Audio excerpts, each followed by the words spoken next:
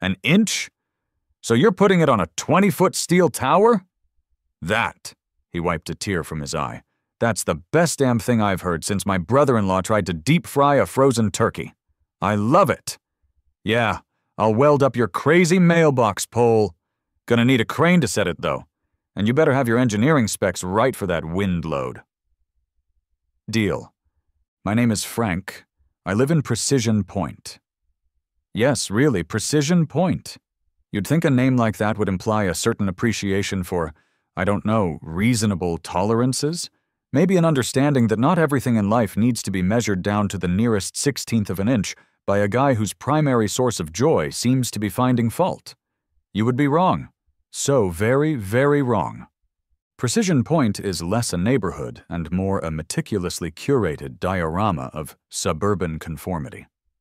Lawns are mowed in approved diagonal stripes, alternating weekly, per Memo 14C. Hedges are trimmed to heights specified in Appendix G. Bird baths must not exceed a depth of 1.75 inches, presumably to prevent unauthorized avian pool parties. And overseeing this kingdom of compulsive neatness is our Homeowners Association president, Mr. Arthur Henderson. Henderson is a retired land surveyor. This is crucial. The man sees the world not in terms of people or places, but as a series of benchmarks, boundary lines, and potential deviations from code. He carries a high-quality, laser-etched tape measure clipped to his belt, like a gunslinger carries a Colt Peacemaker, and he's not afraid to use it. His Bible is the HOA Covenants, Conditions and Restrictions, a document so thick and dense it could probably stop small arms fire. Me? I just want to live my life. I'm a draftsman. I work from home. I pay my taxes. I bring my recycling bin in promptly after pickup, a lesson learned the hard way via warning notice hash 23B. My house is beige adjacent, my lawn is adequately mowed, never diagonally, I use a random pattern just to feel alive.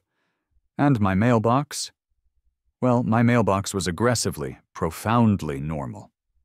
It was the standard black metal kind, the sort you see cloning themselves endlessly along suburban curbsides across America. It sat atop a standard 4x4 wooden post, painted a standard peeling white.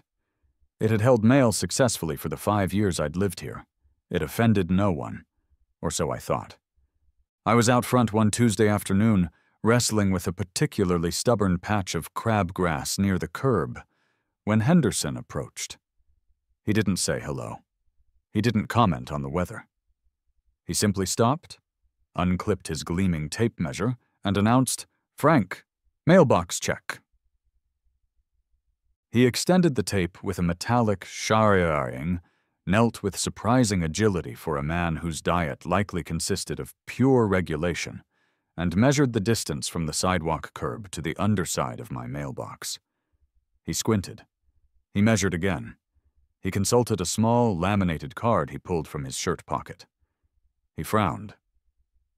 "Frank," he declared, standing up and fixing me with a look of grave disappointment, usually reserved for discovering a misplaced decimal point. "I measure this installation at precisely 40 inches from the established curb grade to the lowest horizontal plane of the receptacle." I blinked, pulling off a gardening glove. "Okay, is that bad? Good? Is there a prize?" Henderson consulted his clipboard, which seemed to appear magically in his other hand. "Negative, Frank.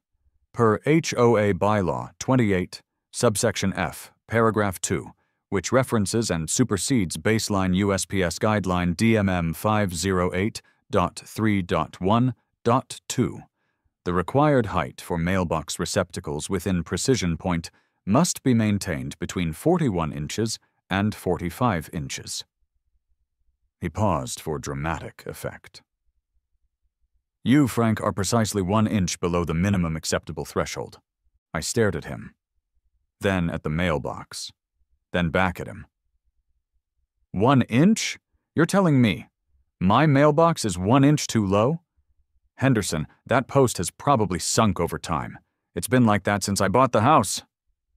Past non-compliance does not excuse present non-compliance, he recited, his voice devoid of emotion. The structural integrity of the post is irrelevant. The measurement is the measurement. 1 inch below minimum. It disrupts the visual uniformity of the streetscape and sets a dangerous precedent. He made a note on his clipboard. Expect an official notice of violation via certified mail. You will have 14 calendar days to rectify the height discrepancy. He nodded curtly and marched off down the sidewalk, tape measure gleaming, already scanning Mrs. Gable's rose bushes for potential infractions. 1 inch? I stood there, dumbfounded, crabgrass wilting in my hand. All the things wrong in the world. War, famine, climate change, people who put pineapple on pizza and Henderson's crusade was against my mailbox being 1 inch too low. The sheer, weaponized pettiness of it was breathtaking. A tiny, simmering coal of rage began to glow somewhere deep inside my draftsman's soul. The official notice arrived 3 days later, via certified mail, requiring a signature, as if it were divorce papers or a subpoena. It was printed on thick, official HOA letterhead. Violation notice, property 12 Precision Point Lane.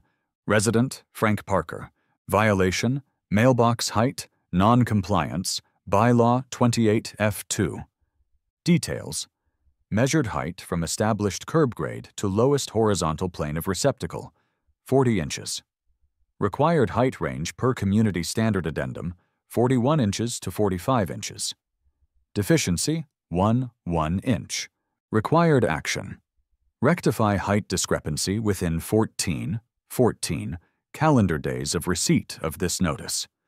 Penalty for non-compliance, $50 initial fine, followed by escalating daily fines of $10 per day until compliance is verified by HOA president or designated representative. Rectify the height discrepancy. Okay, I could do the sensible thing. Dig up the post. Maybe stick a brick under it. Backfill the hole. Raise it 1 inch, maybe 2 just to be safe. Take me an hour, tops. Cost nothing. Henderson would come back, measure it, grunt his approval, and move on to terrorizing someone about the shade of their garden gnome. Simple, easy, compliant, infuriatingly compliant. Where was the justice? Where was the pushback against this tyranny of the tape measure? Just meekly raising the post felt like surrender. It felt like letting Henderson win. No, I wasn't going to just raise it 1 inch. I was going to comply with bylaw 28F2 with malicious, glorious, literal precision. The bylaw specified the height of the box, 45 inches. It didn't say anything about the height of the post supporting it. An idea sparked, an idea so monumentally stupid, so financially irresponsible, so utterly, breathtakingly absurd, that I knew instantly it was the only way. Henderson wanted the mailbox higher. Fine. I'd put it higher, much higher. I grabbed the HOA bylaws binder, my enemy, my inspiration, and started searching for loopholes. Section 28F2 was clear. 45 inches for the box height. Got it. But what about the support structure? I flipped through the pages. Section 15. Fences and walls. Maximum height, 6 feet. Section 19. Accessory structures. Sheds, gazebos. Maximum height, 10 feet. Specific setbacks apply. Section 22. Flagpoles. Maximum height, 25 feet. Requires ARC approval. But nothing specifically defined or limited the height of a mailbox post. Was it a fence? No. A shed? Clearly not. Was it a flagpole? It supported something, but not a flag. Was it just a post? A support? A pillar? The bylaws were strangely silent on dedicated mailbox support structures beyond the box height itself. Ambiguity. Glorious, exploitable ambiguity. My plan began to form, fueled by spite and the schematics already taking shape in my draftsman's brain. I would erect a new mailbox support. Not a wooden post, oh no, a tower. A sleek, industrial-looking steel tower. How tall? 20 feet seemed like a nice, round, attention-grabbing number. Well below the flagpole limit, arguably not a structure in the shed gazebo sense, and definitely not a fence. And at the very top of this 20-foot tower, I would mount a small platform. And on that platform, I would mount the cheapest, ugliest, most HOA-compliant black mailbox I could find, ensuring the bottom of the box was exactly 41.5 inches above the platform surface, perfectly compliant with Bylaw 28F2, utterly defiant of common sense and Henderson's petty reign. Now, how does one build a stable, 20-foot-tall, relatively narrow steel tower in their front yard? My drafting skills were useful for sketching, but my practical engineering knowledge topped out at assembling flat-pack furniture. Time for research. Wind load calculations became my obsession.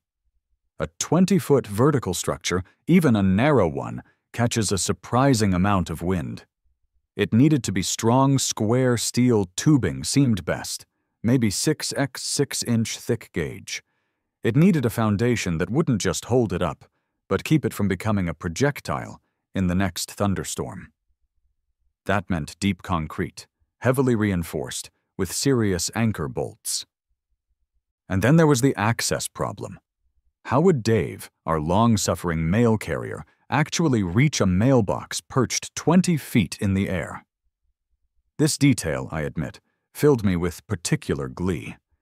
Should I weld ladder rungs onto the back of the tower, provide a complimentary cherry picker, or just let the USPS figure it out? The latter seemed most aligned with the spirit of the project. Malicious compliance didn't necessarily extend to mail carrier convenience. I started pricing materials. Structural steel, even reclaimed, wasn't cheap. Ready-mix concrete delivery added up. Welding required specialized equipment and skill. Renting a crane to erect the damn thing. This 1-inch problem was rapidly escalating into a 4-figure middle finger aimed directly at the HOA. Was it insane? Undeniably. Financially reckless? Probably. But the thought of Mr. Henderson, tape measure in hand, standing at the base of a 20-foot steel tower, unable to find a single bylaw violation, priceless, absolutely priceless. Time to hire the specialists. This wasn't a job for the local handyman who usually fixed leaky faucets. I needed people who worked with heavy metal and large concrete pours. My first stop was Chuck's Custom Welding and Fabrication. Chuck's shop was a cavernous space filled with the smell of hot metal and the blinding flash of welding arcs. Chuck himself was built like a vending machine, with grease permanently ingrained in his hands, and a demeanor that suggested he didn't suffer fools gladly. I unrolled my meticulously drafted tower plans on his workbench, weighting them down with heavy wrenches. "Chuck," I said, trying to sound confident. "Need a custom piece fabricated. 20 feet tall, 6x6 square steel tubing, 1/4-inch wall, fully welded seams. Heavy steel base plate, maybe 1 inch thick, drilled for anchor bolts. And a small platform welded right at the top, maybe 12 inches square." Chuck squinted at the plans, then at me. 20 feet?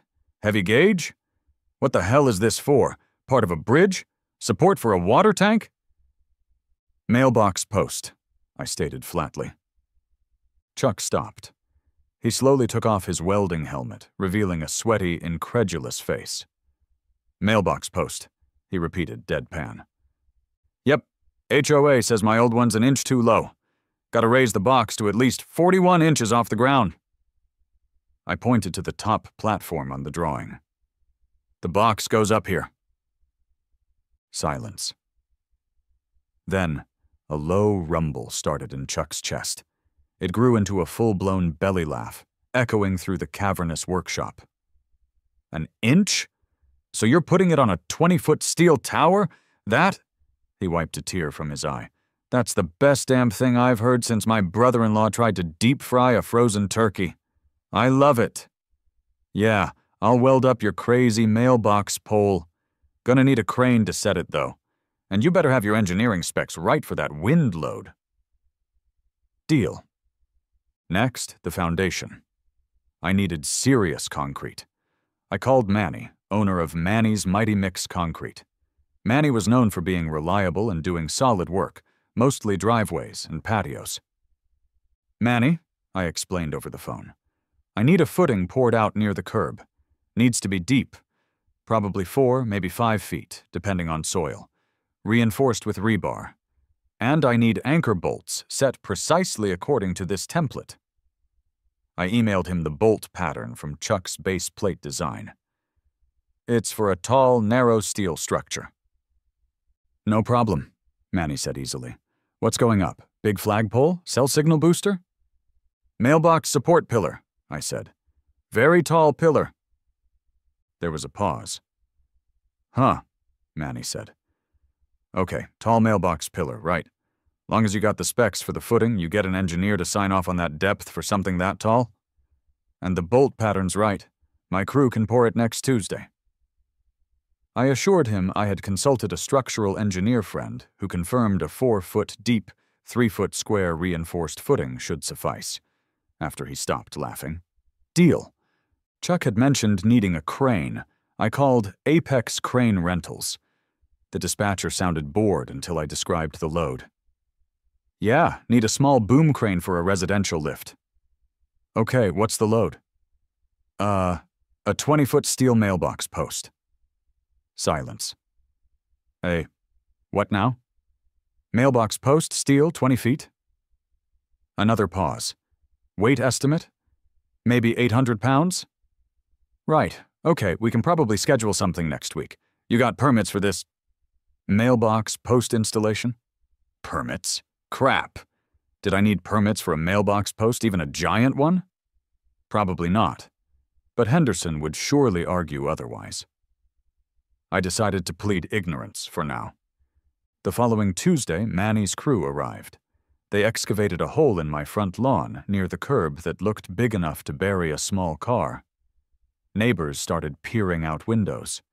Manny himself supervised the setting of the rebar cage and the heavy J-bolts, ensuring they matched Chuck's template perfectly. The concrete truck arrived, chute extended, pouring yards of wet concrete into the form. It was substantial. Henderson appeared almost instantly, drawn by the sound of the truck like a moth to a flame. He marched over, clipboard already in hand. Frank, what is the meaning of this extensive excavation that clearly exceeds the allowable disturbance for minor landscaping? Are you installing an unapproved underground fuel tank, a private bunker? Morning, Arthur, I said with forced cheerfulness, gesturing at the wet concrete. Just preparing a stable foundation for my new mailbox post. Making absolutely sure it meets all HOA height requirements this time. Wouldn't want another violation. Henderson squinted suspiciously at the massive concrete footing and the protruding anchor bolts.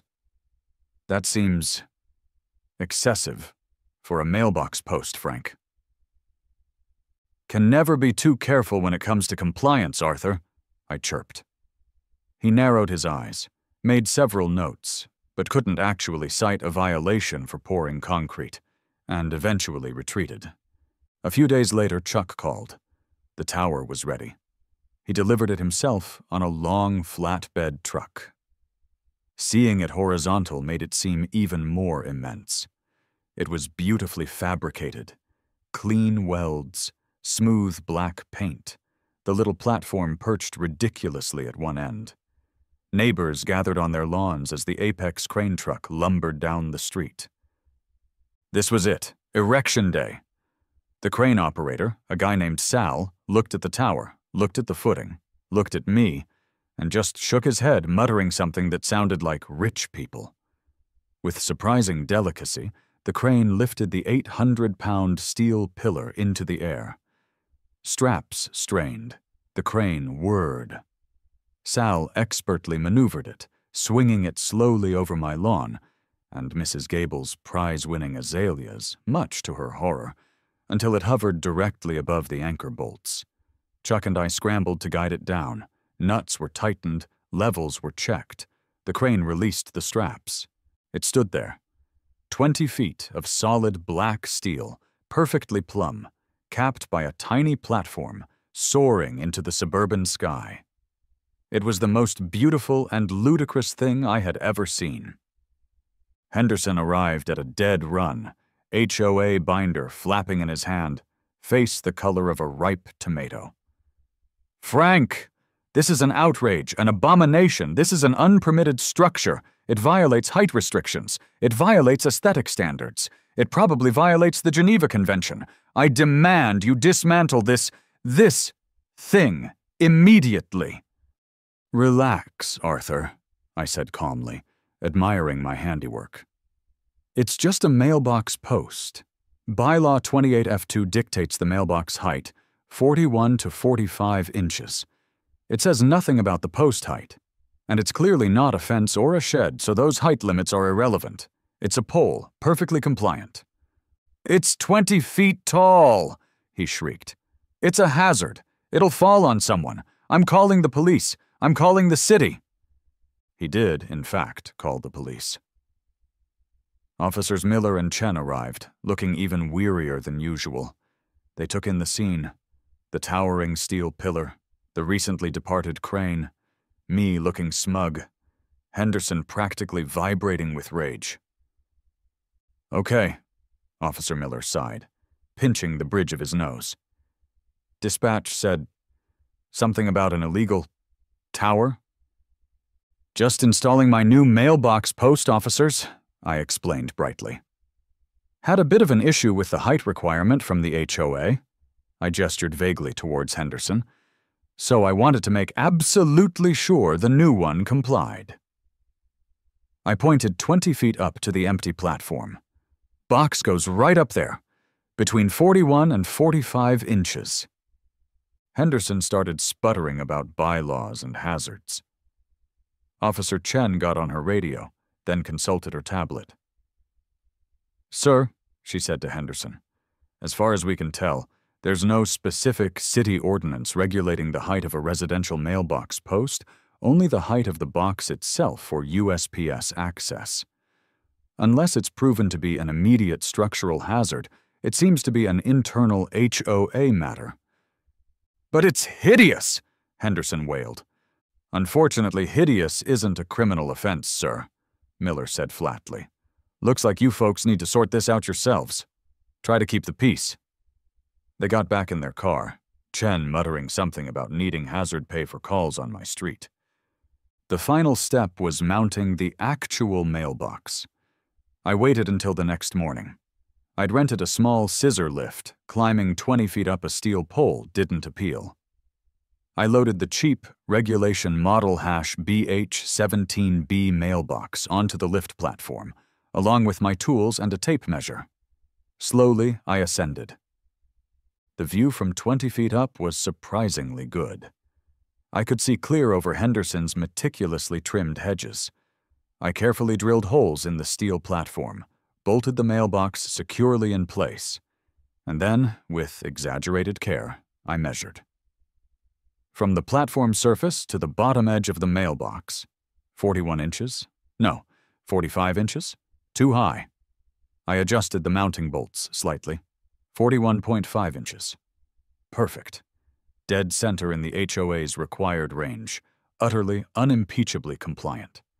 I descended, leaving the pathetic little black box perched absurdly atop its colossal black pillar. It looked like a tiny bird that had mistakenly landed on a skyscraper. The real test came the next day with the mail delivery. Dave, our regular carrier, is a good guy, usually cheerful despite the often thankless job. He pulled up in his little white truck, hopped out, reached for my old mailbox spot, and stopped. His hand froze mid-air. He slowly looked up. And up. And up. His jaw dropped. He took off his postal service cap, scratched his head, and stared at the mailbox floating 20 feet above the ground. He looked around, as if expecting Alan Funt to pop out from behind a bush. He walked to the base of the tower, craned his neck, and just stood there for a full minute, seemingly contemplating the existential absurdity of his chosen profession. I stepped out onto my porch. "Morning, Dave," I called out cheerfully. "New setup, fully HOA compliant." Dave turned, a look of profound disbelief on his face. "Frank," he yelled back, his voice strained. "You gotta be kidding me. How am I supposed to get the mail up there?" "Good question," I replied brightly. "Maybe a drone delivery, extension grabber, pole vault? I may or may not have had Chuck weld a few discreet climbing rungs onto the backside of the tower, just in case Dave was feeling particularly athletic." Dave just stared at me, then up at the mailbox again, then back at me. He shook his head slowly, got back in his truck, scribbled something on a slip, stuck it to the base of the tower, and drove off.